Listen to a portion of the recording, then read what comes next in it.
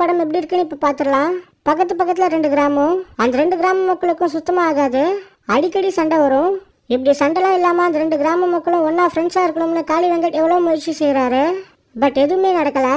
அப்படி இருக்கிறப்ப ஒரு நாள் நைட்டில் காளி வெங்கட் இறந்து போகிறாரு. இதுக்கடுத்து நடக்க போகிற சம்பவங்கள் தான் பாம். எனக்கு இந்த படம் பிடிச்சது. ஃபர்ஸ்ட் 20 மினிட்ஸ் இந்த படத்தில் ஒரு மாதிரி தான் போகும்.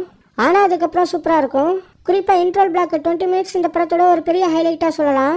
ஃபர்ஸ்ட் ஹாஃப் கம்ப்ளீட்டாகவே நான் என்ஜாய் பண்ணேன். செகண்ட் ஹாஃபில் அங்கங்கே சில லாக் இருக்கு. பட் என்ஜாய் பண்ணி பார்க்கக்கூடிய சில சீன்ஸும் இருக்கு. செகண்ட் ஹாஃப் எனக்கு டீசெண்டாக இருந்தது. அர்ஜுன் தாஸ் காளி வெங்கட்டோட பெர்ஃபார்மன்ஸ் செம்ம. இந்த மாதிரியான ஒரு ரோல் அர்ஜுன் தாஸ்க்கு ரொம்ப புதுசு. நல்லாவே பண்ணியிருக்காரு. காளி வெங்கட்க்கு எப்படி நல்ல ரோல்ஸ்லாம் போகுதுன்னு எனக்கு தெரியல. அவர் நடிக்கிற எல்லா படத்துலையுமே அவர் கொடுக்குற அந்த கேரக்டர் நல்லா இருக்கு. அதை எடுத்து அவர் சூப்பராக பெர்ஃபார்மும் செய்கிறாரு.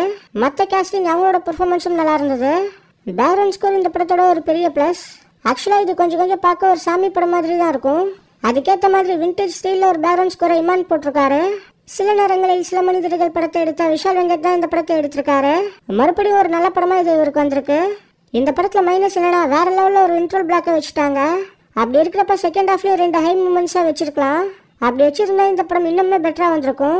நாசரோட பொசிஷன் எனக்கு அந்த அளவுக்கு பெருசாக ஒர்க் ஆகலை. அடல்ட் கண்டென்ட்லாம் இந்த படத்தில் எதுவும் கிடையாது.